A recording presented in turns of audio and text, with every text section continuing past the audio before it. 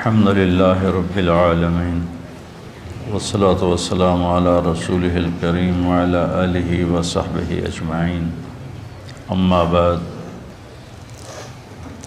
يا أيها الذين آمنوا لا تلهكم أموالكم ولا أولادكم عن ذكر الله ومن يفعل ذلك فأولئك هم الخاسرون وأنفقوا مما رزقناكم من قبل أن يأتي أحدكم الموت فيقول رب لولا أخرتني إلى أجل قريب فأصدق وأكن من الصالحين ولن يؤخر الله نفسا إذا جاء أجلها والله خبير بما تعملون صدق الله العظيم۔ اے ایمان والو، تمہاری اولاد، تمہارے مال تمہیں غافل نہ کر دیں اللہ کی یاد سے، اور جو ایسا کرتا ہے وہی لوگ خاص طور پر ناکام ہیں۔ جو کچھ ہم نے تمہیں دیا ہے اس میں سے خرچ کرو اس سے پہلے کہ موت آئے، اور پھر اس وقت تم کہو یا اللہ پھر تھوڑی مہلت دے دیتا مجھے تو میں خوب کھل کے صدقہ کرتا اور نیک لوگوں میں شامل ہوتا، اور اللہ ہرگز کسی کی کے وقت کو، موت کو مؤخر نہیں کرتا جب اس کا وقت آ جاتا ہے، اور اللہ جو کچھ تم کرتے ہو وہ سب کچھ جانتا ہے۔ قرآن پاک میں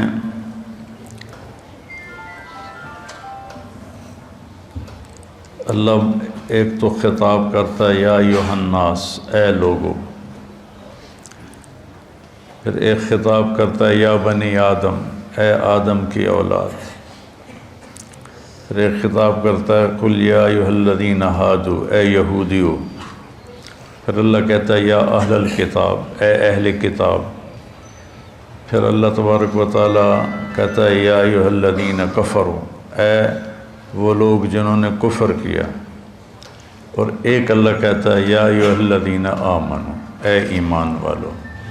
یہ جو اللہ کا خطاب ہے یا ایھا الذین آمنوا، یہ خاص طور پر اللہ تعالیٰ نے ہم سے بات کی، آپ سے بات کی، کہ پوری دنیا میں اس وقت 8 ارب کے قریب آبادی ہے، جس میں 1.5 ارب مسلمان ہیں، تو اللہ ان سے کہہ رہا ہے، باقی سب سے بات نہیں کر رہا، اب صرف ان سے کہہ رہا ہے جو لا الہ الا اللہ محمد الرسول اللہ کی گواہی دیتے ہیں۔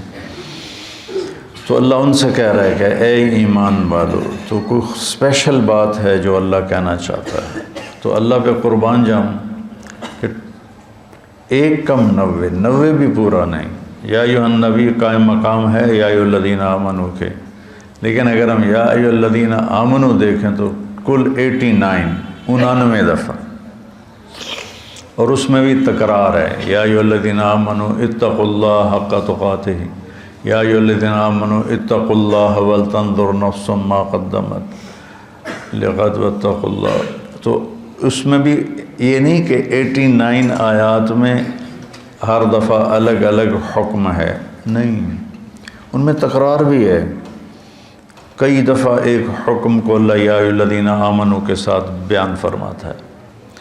تو یہ سلسلہ چل رہا ہے کہ اللہ یا ایھا الذین آمنوا کے بعد ہم نے کیا کہتا ہے، تو ہم پیچھے سے شروع ہوئے ہیں، 29ویں پارے سے پیچھے کی طرف آ رہے ہیں۔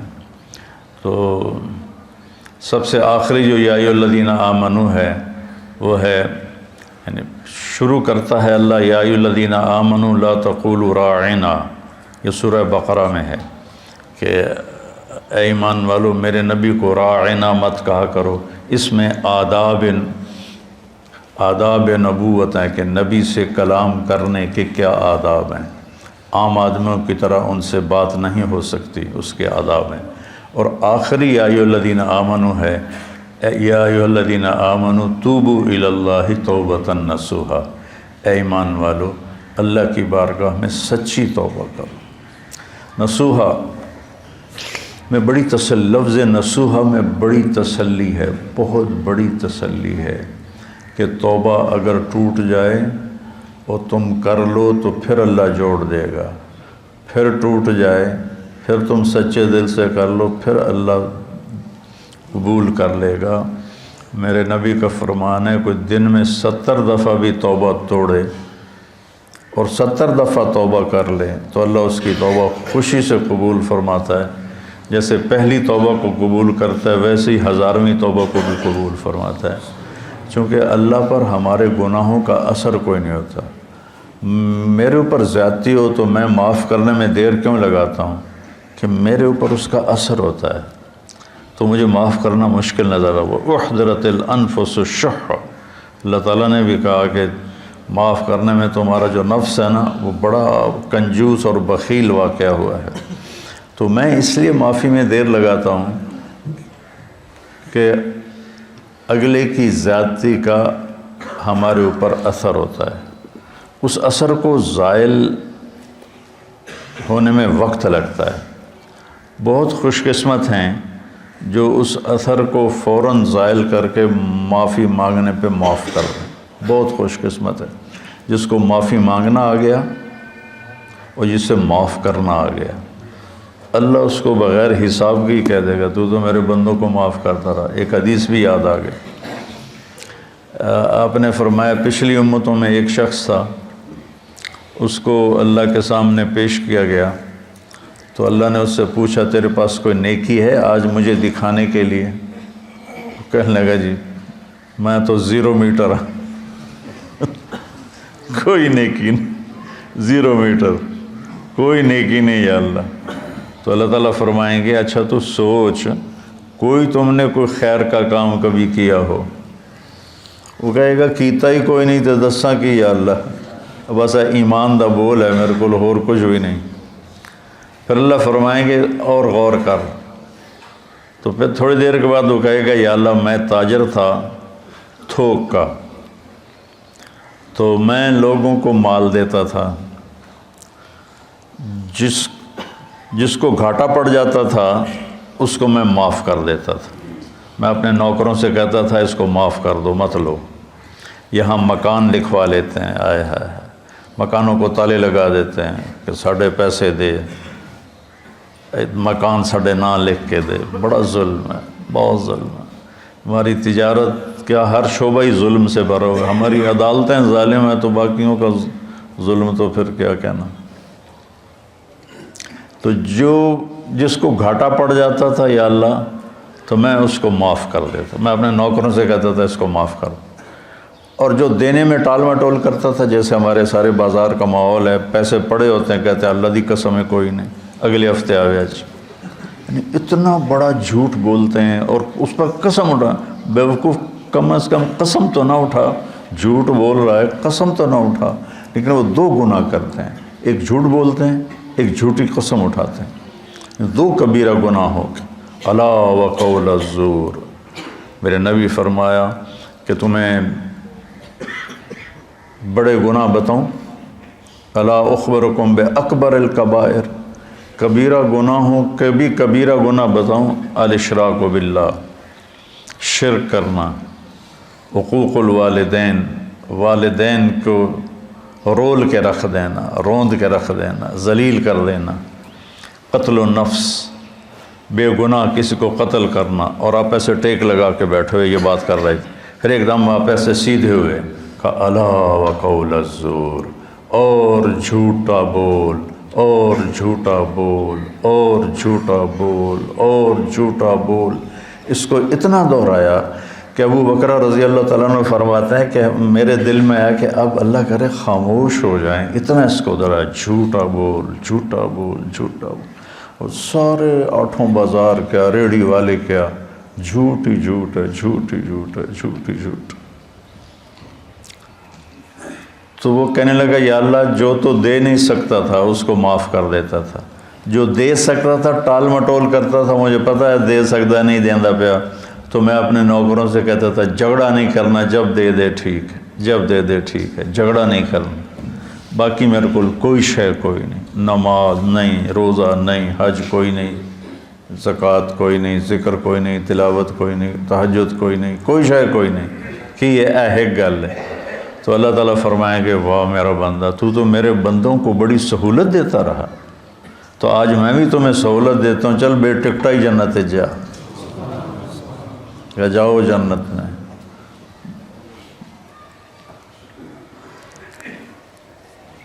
تو اللہ کو تو پرواہ نہیں نا، اللہ اثر سے پاک ذات ہے، لہذا وہ فوری معاف کر دیتا ہے۔ میرے اوپر اثر ہوتا ہے تو میں دیر لگاتا ہوں۔ تو ایک معاف کرنا سیکھ لیں اور ایک معافی مانگنا سیکھ لیں، بے حساب جنت میں جائیں گے، چونکہ اس کام کے کرنے والے دنیا میں کوئی نہیں، نہ کوئی زیادتی کر کے معافی مانگتا ہے اور نہ ہی کوئی معافی مانگنے والے کو معاف کرتا ہے۔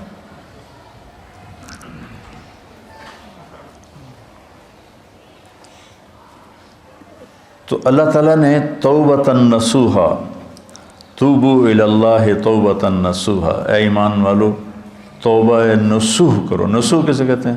سینے کو، ناصح درزی کو کہتے ہیں، ناصح درزی، آج کل خیاط کہتے ہیں، پرانی عربی میں ناصح کہتے ہیں، ناصح ہوتا ہے، اور من صح سوئی کو کہتے ہیں۔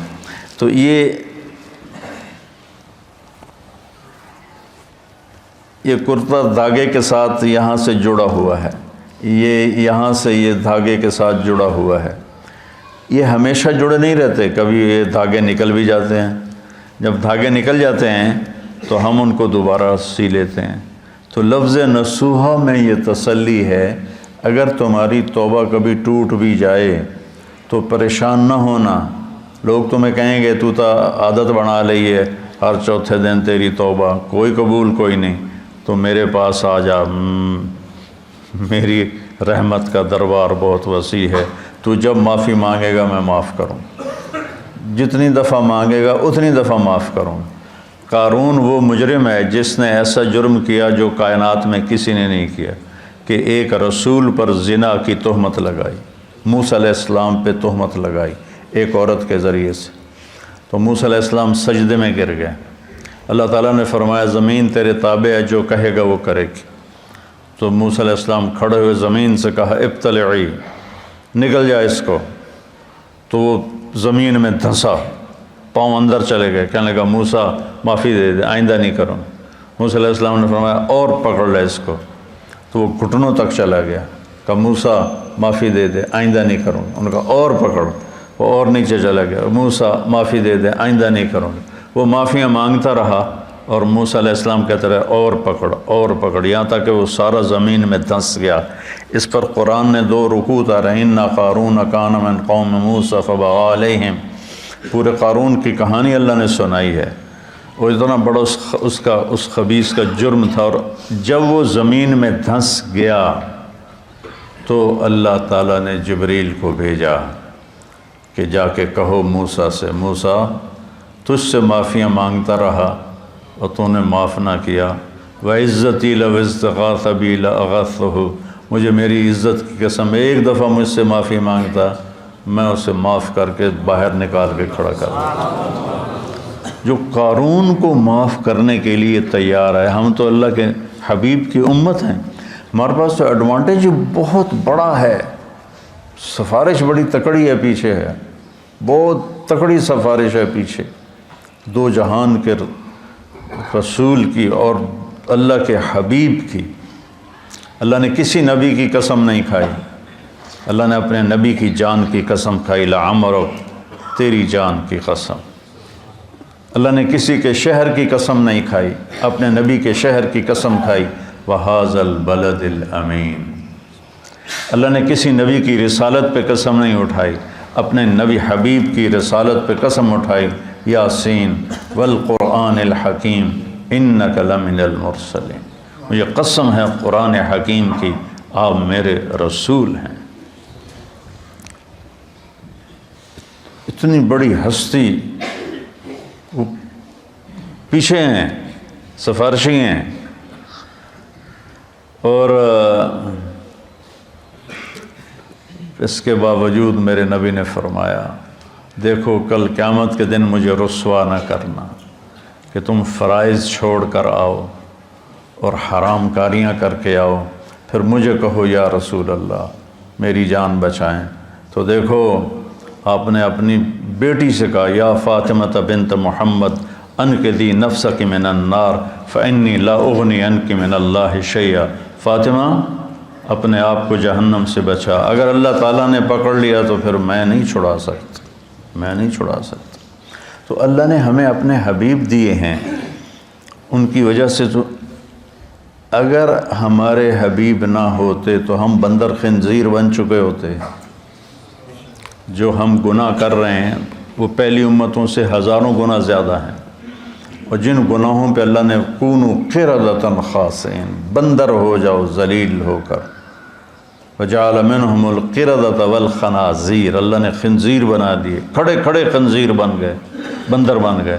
اس سے کروڑوں گنا بڑے گناہ ہم کر رہے ہیں، پر ہم انسان ہی ہیں، ہماری شکلیں اللہ نے مسخ نہیں کی کہ پیچھے وہ اپنے حبیب کے آنسو دیکھتا ہے، طائف کا خون دیکھتا ہے، احد کے دامن میں ٹوٹے ہوئے دان دیکھتا ہے۔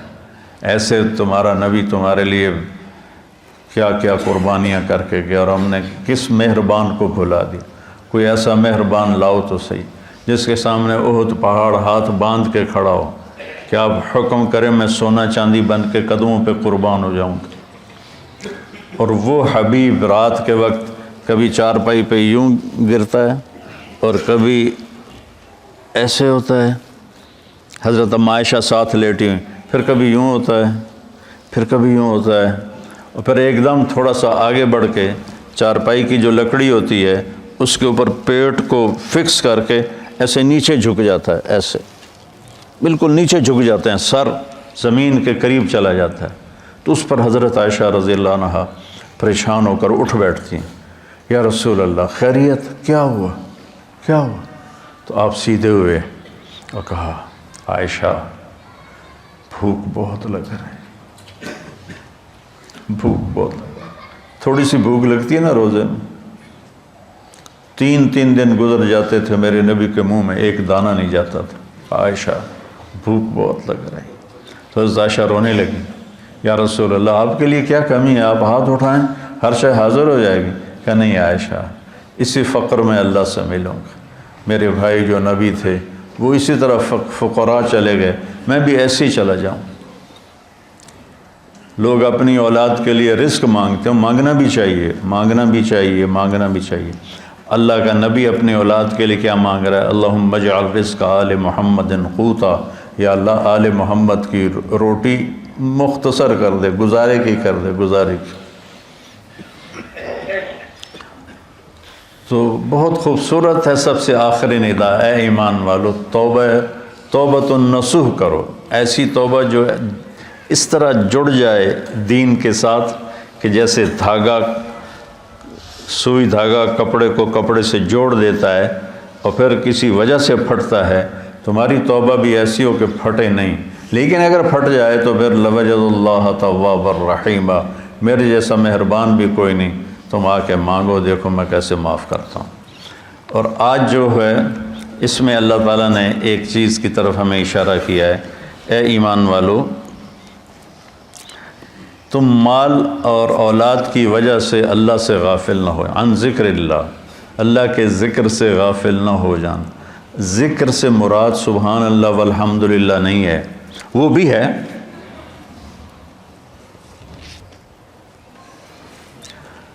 ہے، لیکن ذکر کا مطلب ہوتا ہے یاد، کسی کی یاد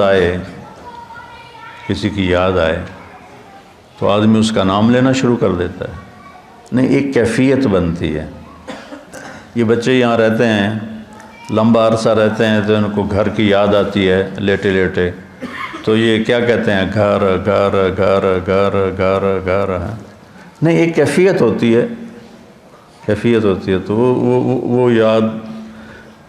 تو جب میں نے رائمنڈ میں زندگی دی تھی تو جب میری 1971 سے اللہ نے مجھے اس راستے میں قبول کیا، جب شادی ہو گئی، شادی کے بعد جب میں رائمنڈ گیا تو اب مجھے ہر چیز کھانے کو آئے، اور مجھے بیگم یاد آئے، مجھے گھر یاد آئے، تو اب میں بیٹھ کے کیا کرتا تھا؟ بیگم بیگم بیگم بیگم بیگم بیگم بیگم بیگم بیگم بیگم ہے۔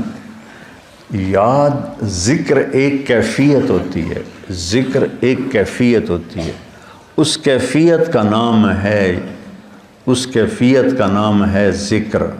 وہ جو یاد کر کے آپ کو ایک کسک محسوس ہوتی ہے، ایک ہوک سی دل میں اٹھتی ہے، ایک درد جگر میں ہوتا ہے، ہم رات کو اٹھ اٹھ روتے ہیں، جب سارا عالم سوتا ہے، وہ جو ایک کسک محسوس ہوتی ہے اور ایک اندر میں ایک اداسی کی کیفیت بنتی ہے، اس کو ذکر کہتے ہیں۔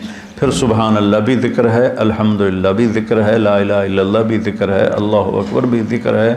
لیکن آدمی ہر وقت تو کام کر رہا ہے، ہر وقت تو یہ نہیں زبان سے کہہ سکتا، کام میں مشغول ہوتا ہے۔ تو ہتھ یار کارول دل یار ول، ہتھ کارول، کار ہے کار نہیں، کار پنجابی والا،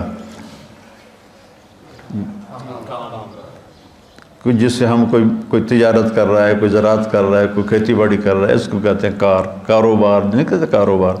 تو ہتھ کارول دل یارول، اس کو ذکر کہتے ہیں کہ آپ کے دل میں اللہ کی یاد سمائی ہوئی ہو، اور آپ کی تجارت آپ کو جب کوئی غلط کام ہونے لگے تو اللہ کی یاد سامنے آ جائے۔ لا تلہکم، تمہیں غافل نہ کرے، تمہارے مال اور تمہاری اولاد کے لیے حرام کٹھا کرنے کا منصوبہ بنا لیا تو آگے اللہ آ جائے، میرا بندہ میں جو تیرا رب بیٹھا ہوں خزانے لے کر، میں نے کیا کرنا ہے ان خزانوں کو، تیرے لیے ہیں، نہ کر نہ کر۔ اور اگر تو نے ایسا کر لیا تو پھر تیرے سے بڑا ناکام کوئی نہیں۔ یا ابن آدم خلقت السماوات والارض ولم اعی بخلقہن، میرے بندے میں نے 7 آسمان 7 زمینیں بنائی، میں کوئی نہیں تھکا۔ وہ سن دے پہ ہو کہ میں کوئی نہیں تھکا۔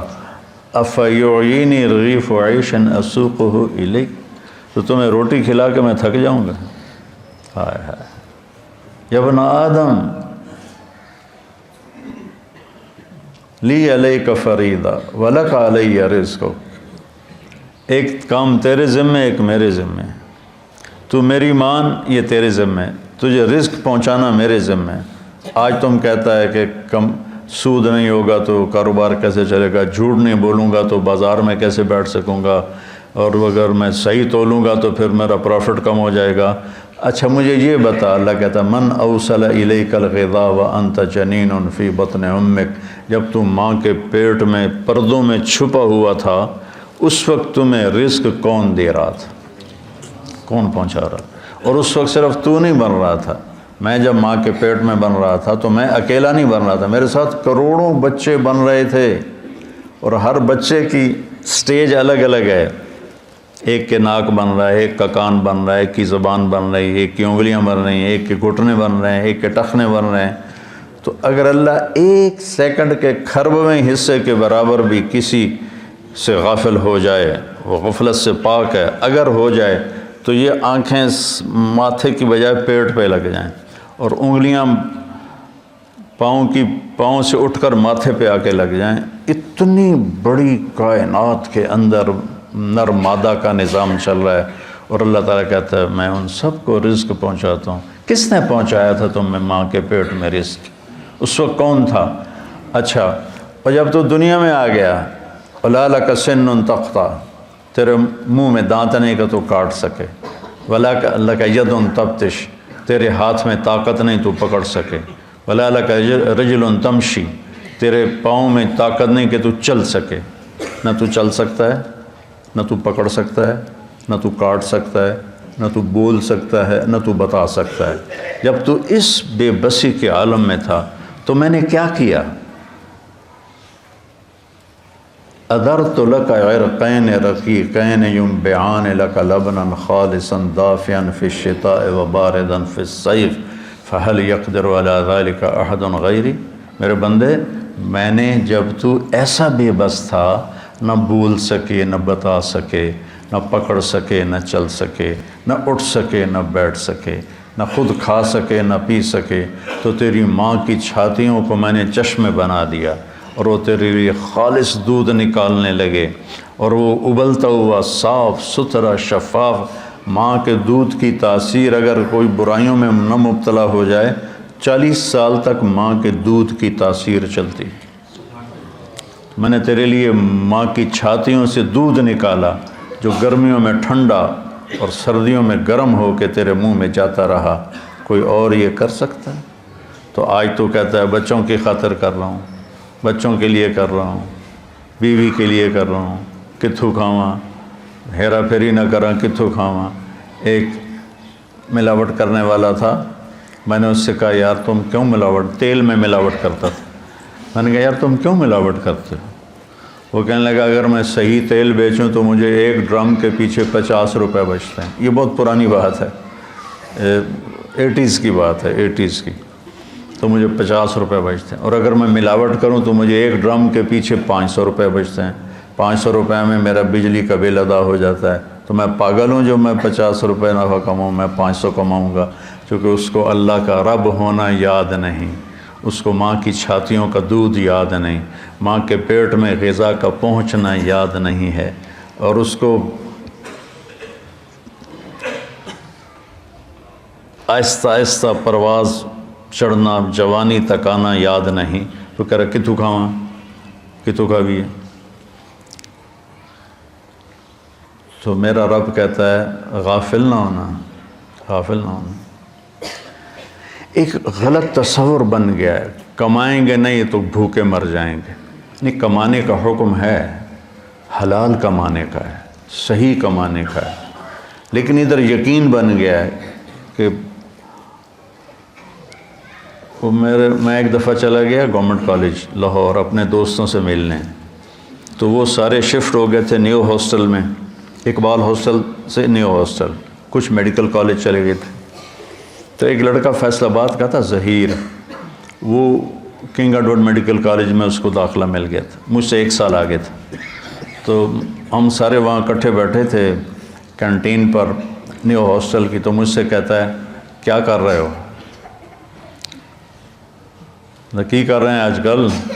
ہے کہ میں مولوی بن رہے ہیں۔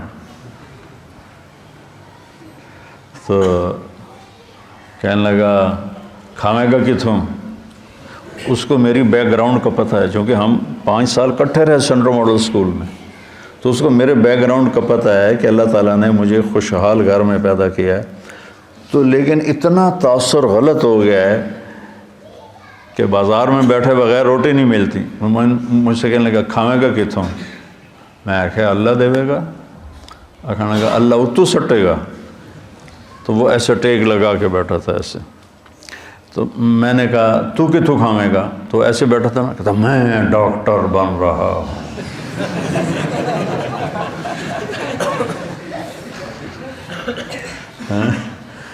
لوگوں دے پیشاب ٹیسٹ کر کر کے تو روٹی کھا سکنا ہے، میں قرآن پڑھا کے روٹی نہیں کھا سکتا۔ لا تلہکم اموالکم ولا اولادکم عن ذکر اللہ، تمہارے مال و اولاد تمہیں اللہ کی یاد سے غافل نہ کریں۔ من یفعل ذلک، جس نے یہ کر دیا، فاولئک هم الخاسرون، یہ انتہائی ناکام ہیں، ہم فاولئک اور ہم اور الخاسرون، تینوں معرفہ کے لفظ لا کر اللہ تعالیٰ نے ہتھوڑے پہ ہتھوڑا مارا ہے کہ یہی ناکام ہیں جو پیسے تعس عبد الدینار وعبد الدرہم وعبد القطیفہ، میرے نبی جیسا کریم حبیب شفیق مہربان نبی اتنے جلال میں ہے، بخاری شریف کی روایت ہے کہ آپ نے کہا برباد ہو جائے سونے پہ ایمان کو بیچنے والا اور چاندی پہ ایمان کو بیچنے والا اور دنیا کی رنگینیوں پر ایمان کو بیچنے والا ہلاک اور برباد ہو جائے۔ تائس وانتکس، ہلاک و منہ کے بل گرے، وَإِذَا شِيكَ فَلَن تُقِشْ، اور اگر اسے کوئی کانٹا بھی چبھے تو کوئی اس کا کانٹا نکالنے والا نہ ہو۔ اتنے غصے میں آپ نے یہ بد دعا فرمائی۔